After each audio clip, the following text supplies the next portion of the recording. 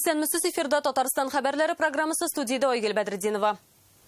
Әйдәгез, бүгінде тастарының 100 еллыгы вакыйгаларын искә төшерүдән башлыйк. 1998 елның 10 июлендә Татарстанның Дәүләт Советы сессиясендә ул вакыттагы финанслар министры 41 яшьлек Рөстәм Миңнеханов премьер-министр итеп сайлана. Әлеге вазифада ул 12 ел, 2010 елга кадәр Татарстан президенты итеп сайланганчы була.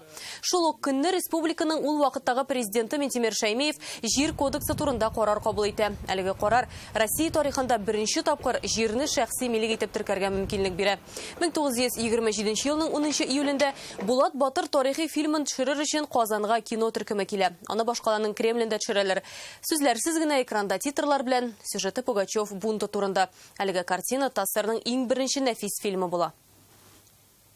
Хәзер бүгенге яңалыклар турында. Мәскәү-Казан арасын 6 сәгать ярымыннан барасы. Сейчас мы даем старт строительству автомобильной дороги Москва-Нижний Новгород, Казань. Тизләтелгән юлдан кайчан йөреп булачак? Рәмзилә Гафиятуллина. Яңа онкодиспансер һәм башка төбәкләргә үрнәк хастаханә. Татарстан занимает хорошие, крепкие, лидирующие позиции. Россия сәламәтлек саклау министры Михаил Мурашко белән Чаллыда Рания Абдрахманова булып кайтты. Укучыларда урак өсте дәвам итә. Мин әзерләндем, вебинарларны карадым. Тырыштым инде, ничек хәзер була, белмим. Яңаша шартларда һәм бер ай соңрак узган имтиханнарның нишкәлекләрен Айсу Нигъмәтҗанова күрде. 9 ел узып та киткән. Бүген Булгариядә һәлак булышларны искә алдылар. 11-дә күт бәлештәр пеш, 11-дә кайтып итәбез.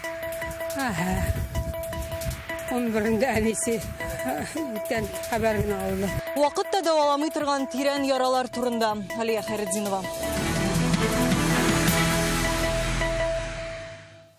Мәскәү-Казан арасы якыная. Бу юлны тиздән 6 сәгать ярым эчендә үтеп булачак. Тизләтелгән юл төзелешенә бүген Россия хөкүмәт рәисе Михаил Мишустин старт бирде.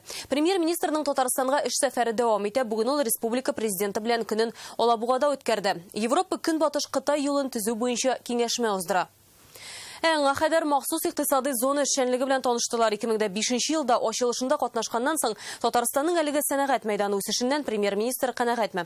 Рәмзилә Гафиятуллина шул хакта.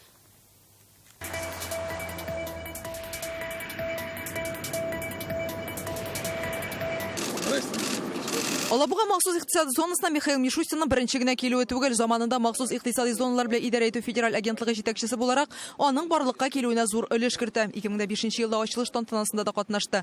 15 ел эчендә Алабуга үсте, үзгәрде. Бүген ул илдәге иң уңышлы эшләп килүче зоналарның берсе. Основные направления полимеры, композиты. Алабуга волокно предприятиесе 5 ел элек ачылган, җитештерү куәте 1400 тоннага җитә. Углеродное волокно ткется специально в станках ткацких. Получается углеродная ткань. Углеродлы җепсел гаҗәеп техник үзлекләргә ия. Җиңел булса да, ул металлга караганда да ныграк. Югары температура һәм коррозиягә бирешми, җылытканда бераз киңәерергә дә мөмкин. Топливные баллоны для легкового грузового автотранспорта автобусов. Шуңа да аны заманча композит материалларга кушып, очкычлар, судналар, машиналар ясаганда, энергетика, төзелеш, спорт җиһазлары җитештергәндә яратып кулланалар. Менә бу хоккей кешәкәләре һәм чаңгы таяклары да шушында җитештерелгән. Как вам условия работы? Хорошие? Зарплата нормальная? Махсус икътисади зонада 65 компания теркәлгән. Автомобильләр, автокомпонентлар, җиһазлар җитештерү, нефть химиясе, композит һәм төзелеш материаллары, киң кулланылыштагы товарлар. Төп юнәлешләр әнә шул. Спасибо, потрясающе. Европа көнбатыш Кытай транспорт коридоры ачылса, монда килүче инвесторлар тагын да артыр бәлки. Михаил Мишустин аны төзү мәсьәләләренә кагылышлы киңәшмә дә үткәрә. Россия, Казахстан һәм Кытай аша уза торган трасса 8000 чакрым тирәсе. Транспорт коридорының берилеше Татарстан аша да уза. Сейчас мы даем старт строительству автомобильной дороги Москва, Нижний Новгород, Казань. И на ближайшую перспективу в 3-4 года это самый масштабный дорожный проект России. Аның әһәмиятен аңлар өчен берничә санны атауда җитә. 2050 елга тулаем төбәк продукты 2,4 триллионга җитәр дип фаразлана. Йөк ташу күләме елына 70 миллион тоннага кадәр артачак. Трассага якын урнашкан җирләрдә инфраструктура яңарырга тиеш. С учетом особого значения трассы М12, правительство ставит задачу ввести ее в эксплуатацию уже в 2024 году. Сегодня мы об этом договорились. Общий объем финансирования составляет более 600 50 миллиардов рублей. Бу юл ачылгач Мәскәү Казан арасында шактый якыная. Экономия времени в пути на участке от Казани до Москвы, на всем участке от Казани до Санкт-Петербурга составит 12 часов, а вообще от Казани до Москвы можно будет доехать за 6,5 часов с разрешенной скоростью 130 км в час. М12 трассасын төзү коронавирусның күңелсез нәтиҗәләренә каршы көрәш һәм икътисадның әһәмиятле тармакларына ярдәм юнәлешендәге ил-күләм проектның мөһим өлеше диде премьер. Алабугадан Рамзилә Вафиятуллина, Андрей Ключников, Яңа Гасыр каналы. Яршалыда бүген эшлекле сәфәр белән Россия сәламәтлек саклау министры Михаил Мурашко ул автокаладагы медицина оешмалары белән таныша. Биредә республика клиник онкология диспансерының филиалын төзиләр, ул БСМП белән тоташ булачак. Татарстан халкының 3/1 өлешенә хезмәт күрсәтер дип көтелә. Яңа бина кайчан сафка басачак һәм анда нинди табибларга күренеп булачак, Рания Абдрахманова белеште. Радиологический корпус. Хирургия, радиология, химия терапиясы. Шундай 3 зур бүлекле һәм 4 катлы республика клиник онкология диспансерының яңа Яршаллыда төзелә торган филиалы шундый булачак. Якын тирәдә урнашкан 9 районга миллионнан артык Татарстан халкына хезмәт күрсәтер дип планлаштырыла. Безнең монда оешмаларны тиз арада төзү тәҗрибәсе бар инде. Казанда әнә 100 көн эчендә Йогышлы аурулар хастаханәсенең 2нче корпусын күтәреп куйдылар. Вообще онкологический кластер разделен на 3 зоны. Центральная зона – это Казани, северо-восточная зона – это как раз город Набережные Челны, и еще есть юго-восточная зона в городе Альметьевске. Әлегә төзелештә эш кайный, әмма сентябрьдә инде тәмамларга җыеналар. Ноябрь аенда исә диспансер беренче пациентларын да кабул итә алачак. Бинаны сәламәтлек саклау ил күләм проекты кысаларында республика бюджеты ярдәмендә торгызалар. Бәясе 2 миллиард сумнан артыкка төшә. Бик современный, мощный дип әйтәсем килә инде диагностический база буламында.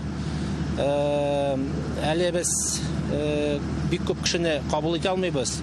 Менә шушы бинада көнгә 400 кеше кабул итә алачакбыз. Яңа онкодиспансер проектындагы тагын бер уңышлы алым ул Яршалының ашыгыч ярдәм хастаханәсе белән тоташ булачак. Михаил Мурашко бүген БСМПны да карады. Сортировка проходит всего по 3 признакам. Это пациенты с нарушением витальных функций, они направляются в шоковый зал. Иң авыр хәлдәге пациентлар өчен булдырылган залда үз лабораторияләре дә, кардиореанимация бүлеге дә бар. Кабинетлар иң заманча техника белән җиһазландырылган. Министр хастаханәне башка төбәкләргә мисал итеп куйды. Она имеет сертификаты по... Бу хастаханә сыйфат һәм куркынычсызлык сертификаты иясе. Соңгы 3-4 елда илнең башка медицина оешмаларында да шундай шартлар кертергә тырышабыз. Калган медучреждениеләрдә дә мондагы технологиялар кулланылырга тиеш. Михаил Мурашко Татарстанга 2 көнлек сәфәренә йомгак та ясады. Медицина белгечләренең коронавирустан соң гадәти эш режимына кире кайтуы турында сөйләштек диде ул. Шулай ук Казандагы яңа Йогышлы аурулар хастаханәсе үлем очракларын киметү һәм гомер озынлыгын арттыру хакында фикер алышканнар. Республика Татарстан занимает хорошие, крепкие, лидирующие позиции. Татарстан Республикасы алдынгы лидер позициясендә, андыйлар арасында көндәшлек бар. Иң яхшы 10 төбәк исемлегенә эләккән җирлек тагын да тырышып эшли. Бу технологияларга да, күрсәткечләргә дә, пациентка карата мөнәсәбәткә дә кагыла. Федераль министр күргәннәрдән чыгып, автокалада да, республикада да медицина ярдәме күрсәтү югары дәрәҗәдә оештырылган диде. Һәм түрә мондый катлаулы вазгыятьтә көч куйган табибларга рәхмәт сүзләрендә җиткерде. Яршалыдан Рания Абдрахманова, Салават Мөхәммәдуллин, Игорь Романов, Яңа Гасыр каналы. Хәзер Россиянең яңа тарихындагы иң фаҗигале даталарның берсенә күчик. 9 ел элек Идел киңлекләрендә Булгария теплоходы су астына китте. 122 кеше өчен бу көн соңгы сулыш алган көннәре булып чыга. Шул вакыттан бирле ел сайын 10 июльдә һәлакәт булган урыннан ерак түгел Сөйки авылы янында дистәләгән кеше җыела. 9 ел элек алар күзләрен дулкыннарга төбәп, якыннарның исән калуына өметләнә. Бу фаҗигада кемнәрдер улын кызын, кемнәрдер ирен хатынын, кемнәрдер әти-әнисен югалта. Безнең иҗат төркеме дә бүген һәлак булучыларны искә алырга юлга кузгалды.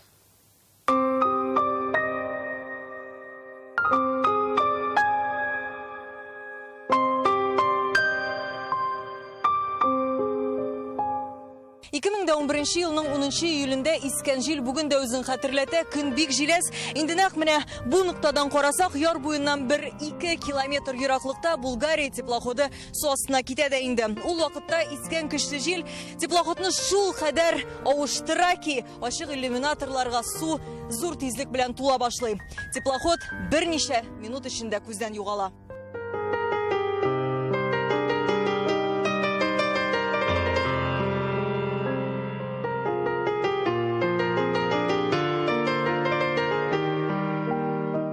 туганнарының, якыннарының соңгы сүзләрен монда килүчеләр әле дә хәтерли. Җан ишеткеч хәлләрдән соң Сөйке авылыннан ерак түгел мемориал комплекс барлыкка килә. Анда уелып язылган исемлек озын. Ул чак 122 кеше батып үлә. Аларның 28 балалар, иң яшенә нибары 10 ай гына була. Еще шалтаттым алтысынайдым. Он никак отдыхает, качан кайтасызыны. Әнием 11-нде күт бәлештәр пішір, 11-нде кайтып итәбез. 11-нде әнесе ертән хәбәр генә алды. Шулай итеп, 12-сендә, 11-дән 2-сенә самолетта 2-сенең мәетен алып кайттым инде. Не забывается. Юк, бу хәлләрне онытып булмый. Вакыт узу белән яралар төзәлми. Апамны бик сагынам. Гел килеп керер төсле. Фаҗигадан соң берничә җинаять эше кузгатыла, 5 кеше җаваплылыкка тартыла. Һәлак булучылар Казанга барып җитәргә тиеш иде, әмма аларның тормыш юлы Сөйке авылы янында үзелә. Һәм инде ел саен нәкъ менә монда аларны искә алып суга чәчәкләр җибәрелә.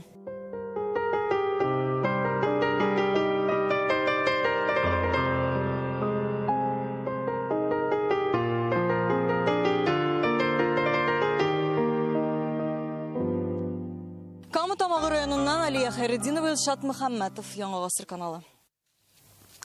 Хәзер башка темаларга. Бүген Татарстанның 10 меңнән артык укучысы математикадан бердәм дәүләт имтиханын тапшырды. Коронавируска бәйле имтихан югары уку йортына керергә теләүчеләр өчен генә үткәрелә. Яңача шартларда сынау тотучылар белән Айсыл Нигъмәтҗанова аралашып кайтты. Ручки, паспорта у всех. Беренче генә сынау тотулары түгел, рус теленнән имтихан тапшырганнар инде шуңа битлек һәм перчаткага ара саклауга күнеккәннәр. Имтихан гына куркыта бераз. Дулкынланам, сәгать буе утырам, әзерләнәм. Менә бүген карарбыз инде нәрсә булыр.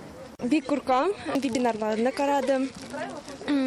Тырыштым инде, ничек хәзер була, белмим.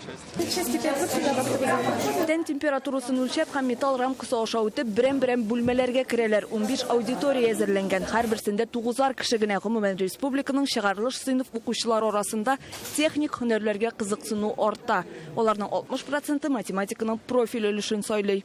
Иң мөһим эшләр әлеге штабта башкарыла. Барлык имтихан биремнәре дә әлеге сейфка куела һәм алар бер көн алдан китерелсә, имтихан башланырга ярты сәгать алдан гына ачылалар. Инде барлык тәртип бузу очраклары әлеге компьютерлар аша теркәлеп бара. Һәм анда очраклар ачыкланган булса, ул 20 минут эчендә хәл ителергә тиеш. Имтихан беткәннән соң исә барлык материаллар да шушы компьютерлар аша сканерлана. Единственное, наверное, очень большое изменение. 6-нчы гимназиядә инде 4-нче тапкыр имтихан тапшыралар. Роспотребнадзор кагыйдәләрен төгәл үтибез. Оештыручылар гына битлек һәм перчаткадан йөри. Тәртип бозу очраклары юк, балаларның да температурасы нормада. Имтиханга әзерлекне Мәгариф министры да бәяләде. Аудиторияләрне карап чыкты. Решил пожелать вам удачной сдачи. Минемчә, штат рәвешендә барам итәсезләр. Һәм менә Алла бирсә, калган имтиханнарда шулай үтер дип ышанам. Бүген инде иң авыр имтихан дип саныйм. Быел математикадан бердәм дәүләт имтиханын 10 меңнән артык укучы тапшыра. Киләсе сынау тагын 3 көннән. Анда чыгарылыш сыйныф укучылары тарих һәм физика фәненнән имтихан тапшыра алачак. Айсыл Нигъмәтҗанова, Марат Зәйдуллин, Яңа Гасыр каналы. Бүген Казанда иң яхшы идея тәкъдим итүчеләрне бүләкләделәр. 100 лидер конкурсында катнашырга теләп 250 гариза килә һәм финалга 60 кеше барып җитә. Яшьләр аеруча сәнгать, IT, спорт өлкәсендә актив. 500 мең сумны кем отты һәм кайсы башлангычларны тормышка ашырачаклар? Руслан Хөснетдинов моны җиңүчеләрнең үзләреннән сорады.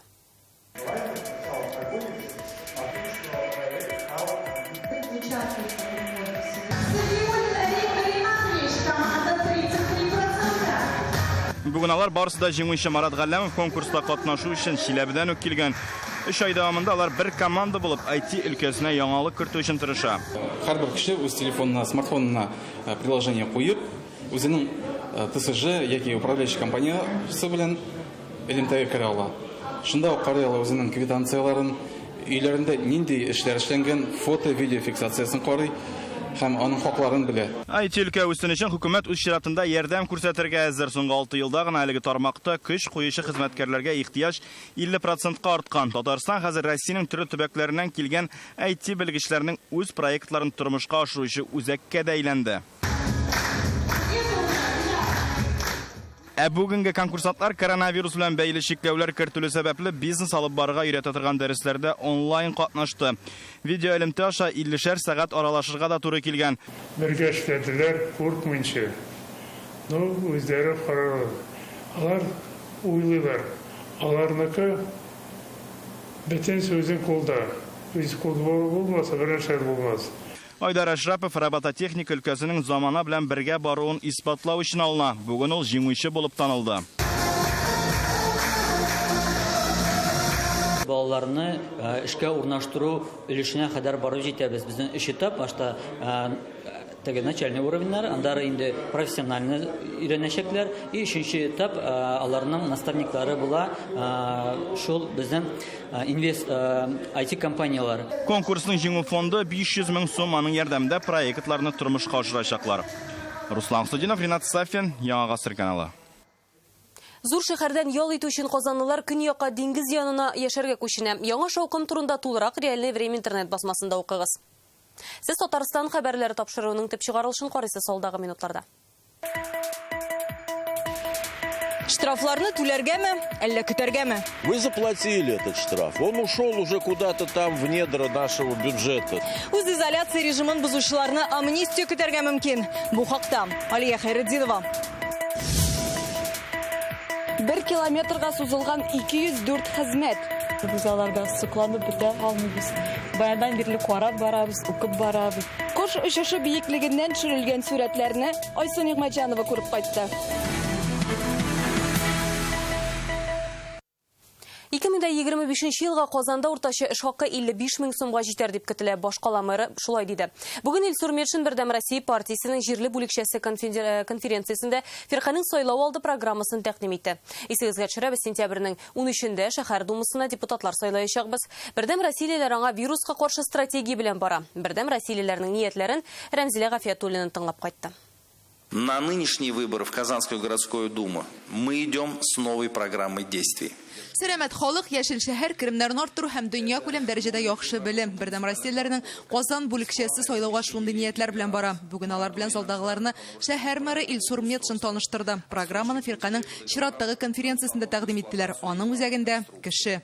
Нашим приоритетом должна стать забота о каждом. Без һәр кеше турында кайгыртуны максат итәбез. Машина йөртүчеме ул, табиб, әллә укытучымы, безнең программа барысында кылачлый. Ул халыкның тәкъдим һәм фикерләрен истә тотып төзелде һәм киләчәктә дә аларның фикеренә колак салачакбыз.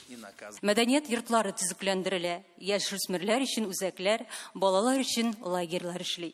Яңа мәктәпләр төзелә. Һәм бу эшләр киләчәктә дә дәвам иттереләчәк дип ышандырдылар. Киләсе 5 елда 6 яңа хастаханә һәм шул ук санда сыргауханәләр төзергә исәп. Сәламәтлекне ныгыту өчен ярты Казанны спортка тарту нияте бар. Моннан тыш башкала яшел калага әйләнәчәк. 100 мең агач кына утыртырга вәгъдә иттеләр. Шәһәр икътисадына 1 триллион сум инвестиция җәлеп итәргә телиләр. 2025 елга Казанда уртача эш хакы 55 мең сумга җитәр дип көтелә. Ә гомер озынлыгын 78 яшькә кадәр озайтырга дигән максат тора. Достижима ли она? Абсолютно. Моңа ирешеп булырмы? Әйе дип ышанып әйтә алам. Әйтик, хәзер илдә уртача гомер озынлыгы 73,4 яшь булса, Казанда 75 яшь ярым. Димәк, безгә алга куелган бурычка ирешү җиңелрәк булачак. Программа коронавируска бәйле рәвештә бераз үзгәрешләр кичерә. Хәзер анда сәламәтлеккә тагын да күбрәк игътибар бирелгән. Если мы раньше говорили, Элек без шәһәрнең иминлеге турында сөйләгәндә физик иминлекне күздә тотсак, хәзер гигиена куркынычсызлыгы алгы планга чыга. Бу безнең өчен яңа максатлар. Кандидатларның барысы да праймеризларда катнашкан. Аларның 3тән 2се яңа кешеләр. Бүген яшерен тавыш бирү юлы белән партия исемлегенең беренче өчлегендә барачак кандидатларны хәл иттеләр. Анда Илсур Метшин, Рафаэль Шевалиев һәм Евгения Лудвигова.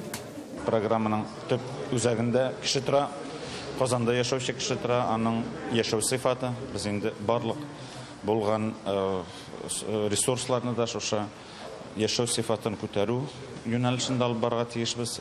Бүген шәһәр думасында Бердәм Россиядән 43 депутат бар. Гадел Россия һәм КПРФтан 3-әр һәм 1 депутат үзен үзе тәкъдим итү юлы белән сайланган. Киләсе тавыш бирүләр 13 сентябрьдә узачак. Отмахиваться, спрятаться за маской там не удастся. Там надо будет внимательно, с душой, по-человечески относиться для того, чтобы люди почувствовали, что этот представитель от политической партии «Единая Россия», ему можно верить. Рәмзилә Гафиятуллина, Зарина Әхмәтова, Марат Зайдуллин, Яңа Гасыр каналы. Шушы көннәрдә генә кеше хукуклары буенча Советта административ амнистия кирәклеге хакында игълан иттеләр. Төгәлләргә үз изоляция режимын бозу өчен штрафларны юк итүне сорыйлар. Татарстанда инде 56 мең кеше шундый җаваплылыкка тартылган. Бу Россиядәге иң зур күрсәткеч. Беренче административ амнистия шаһитләре булырбызмы? Алия Хайретдинова репортажында.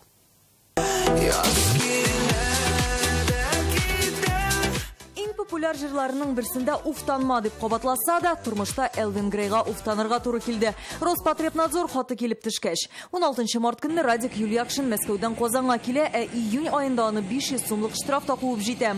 Үз изоляция режимын бозган дип, әлеге дә баягы 6 да эш маддәсенә таяналар. Үз ризасызлыгын җырчы интернет шилтәрендә белдерә. Барысын бергә законсыз рәвештә штрафка тарттык түгел. Менә Элвин Грейны да төп башына утырттык дигәнне аңлатам бу. Гафу итегез инде, мин баш иеп дәшмичә торырга сугымга әзерләнгән мал түгел. Ә мондый законсыз штрафлар меңләгән язылган булса, бу бит чын мәгънәсендә җинаять эше. Роспотребнадзорда исә бу очраклык түгел дип аңлаттылар. Карар чыгару срокларына килгәндә, Роспотребнадзор моны хукук бузу очрагыннан соң 1 ел эчендә эшли ала. Шуңа күрә мартта булган вакыйга өчен штраф июньдә килгәндә. Менә ул үз изоляция режимы кадрлары. Шәһәр бушап калган, хукук сакчыларын адым сайын очратырга мөмкин иде. СМС рөхсәт, битлек яисә эш урыныннан белешмәң булмаса, кисәтү, икенче тапкыр эләксәң штраф. Татарстанда 56 мең кеше шундый административ җаваплылыкка тартыла, иң киме 500 сум дип санасак та, бу 28 миллион сум дигән сүз. Ил күләмендә мондый штрафларны 400 мең кеше түләгән. Кичә Россия президенты каршындагы кеше хукуклары буенча советында административ амнистия хакында сүз кузгаттылар. Димәк, бөтен штрафларны юк итү дигән сүз. Әмма бу бер кешегә дә ковид ияртмәүчеләргә генә кагыла. Амнистия төшенчәсе безнең илдә һәркемгә таныш, әмма сүз җинаять кылу турында барса гына. 1917 елда аны яңа хакимият җиңгәч игълан итәләр, 45 елда фашистларны җиңү хөрмәтенә. Саный башласаң 50-дән артык җыела. Ә менә административ амнистия турында сүз беренче тапкыр әйтелде. Аны бит каяндыр сызып ташлыйлар, каяндыр барыбер шул халыктан җыйып алалар инде ул штрафларны. Мондай бик авыр хәл булгач, монда илдә аны нитергә тиеш түгелләр, ул булырга тиеш. Ул бит кем өчен кайгырта? Үзебез өчен кайгыртабыз бит. Ярсы калдырга тиешләр дип уйлыйм мин. Амнистия булырга тиеш дип саныйм, чөнки кешеләрне штраф белән генә тыеп булмый хәзер. Җәй бит. Пляжларда да, автобусларда да үз изоляция режимы барыбер сакланмый инде. Язылган штрафларны да юк итәргә кирәк. Икътисади вазгыять булай да тотрыксыз бит. Күпләр эшсез калды. Әлеге тәкъдимне Дәүләт Думасында карадылар инде. Анда аңлатуларынча, хәзер штрафларны бетерү өчен бер законлы сәбәптә юк. Бу канунны булдыру һәм кабул итү өчен күп вакыт кирәк булачак. Административ хукук бузулар турындагы яңа кодексны булдырганда бу мәсьәләне караячакбыз диләр. Минемчә, бу кеше хукуклары буенча советның бик үк уйланып бетмәгән пиар акциясе. Барлык акчаларны кешеләргә кайтару өчен күпме финанслар кирәк булачак бит. Икенче яктан, әлбәттә, битлеген вакытында киеп өлгермәгән берәү акчасын кире кайтарсалар, сөенәчәк кенә. Я бы высказался однозначно за. Мин Фадеев алымы яклы, чөнки штрафлар кирәк, безнең халык аңына башкача тәэсир итеп булмый. Тик алар артык булганда һәм кесәгә сукканда, әлбәттә, бу дөрес әйбер түгел. Хәзер инде бу штрафлар изоляция режимына берничек тә ярдәм итмәячәк. Шуңа күрә амнистия тәкъдимен акыллы дип саныйм. Пандемия еще не отступила. Пандемия чигенмәде әле. Бу чир кеше һәм урта бизнес вәкилләре предприятиеләр өчен аеруча катлаулы. Алар әле һаман да эшен башлап җибәрә алмый. Россия дәрәҗәсендә аларга һәм гражданнарга ярдәм күрсәтү буенча моңарчы булмаган чаралар күрелде. Әлегә бу тәкъдим генә. Административ амнистия төшенчәсе юк, димәк аны тормышка ашыруның да төгәл планы юк, финанслау чыганагы да. Алия Хайретдинова, Алмаз Зиядинов, Александр Лабанов, Яңа Гасыр каналы. Алар фотосурәт төшерергә дип Идел буйлап 60 мең чакрым юл уза. Вертолет һәм парапланнан салкын кышта да эссе җәйдәде. Казанның Кремль яр буенда ачык һавада фото күргәзмә эшли башлады. Самара фотографлары төшергән Идел елгасын Айсул Нигъмәтҗанова барып күрде. Преодолеваешь туманы и видишь вот эту вот красоту. Туманда да, буранда да Иделнең иң гүзәл урыннарын кош очышы биеклегеннән төшерәләр. Андрей Востров белән Валерий Безрученко әлеге күргәзмәгә 3 ел әзерләнә. 204 фотосурәт тәкъдим итәләр. Мы больше 20 лет. Без бу моторлыкка үз күзләребез белән хозурлангач, Иделне тулысынча кошлар очышы биеклегеннән күрсәтеп бирергә булдык. 20 елга якын вертолетта очабыз. Хисләрне башкалар белән дә уртаклашасы килде. Фотоларны вертолеттан да, моторлы парапланнан да төшердек. Аларның берсе менеджер, икенчесе программалаштыручы һөнәрләре иҗаттан ерак. Шулай да фотографлар Идел табигатенә гашыйк. Бүген тәкъдим ителгән хезмәт 60 мең чакрым юл очып бару нәтиҗәсе. Два времени суток либо Фотографның һәр чак үзенчәлекле сурәтләр төшерәсе килә. Идел елгасы 3500 километрга сузылган, ләкин без иңләп буйлап 20 тапкырга күбрәк юл үттек. Төрле һава шартларында да төшерәбез. Кайвакыт табигать үзе дә ярдәмгә килә. Яшен вакытында таң атканда бик тә матур килеп чыга. Елга башыннан томагына кадәр 1 километрга сузылган әлеге фото күргәзмә Идел елгасының географик эзлеклелеген саклый. Ягъни ул Тверь өлкәсендә башланып китә һәм Каспийга барып тоташа.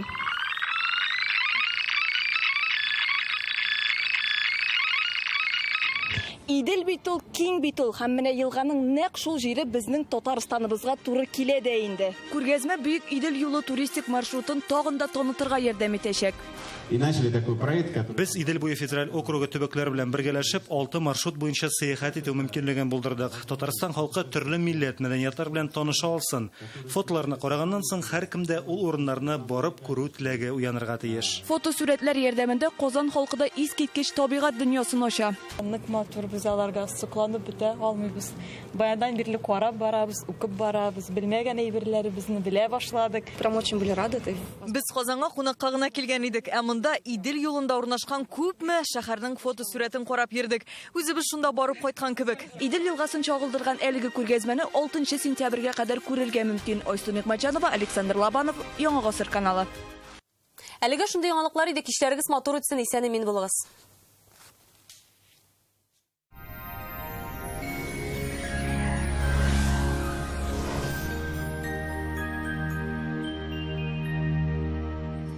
Исәнмесез, эфирда һава торышы чыгарылышым. Сүзне гәнәчнең мәгълүматыннан башлыйбыз. Daniel Meister компаниясе барлык саклык чараларын исәптә тотып, элекеге тәртиптә эшли. Шуңа күрә кухня ясә шкаф купега заказ биреп, үзегезне бүгеннән үк яңа җиһаз белән сөендерегез. Толырак мәгълүмат 260-766 телефон буенча. Daniel Meisterга һәр клиент кадерле. Яндекс погода мәгълүматы буенча көньяк көнчыгышта Бөгелмә Баулы азна кайтам урыны белән яңгыр яучак 26 градус. Төньяк көнчыгышта Түбән Кама Яршалы Алабугада аязучан болытлы һава 27 градус җылы. Төньяктан Актаныш Әгерҗе Менделеевскида болытлы урыны белән аяза җылылык 26 градус.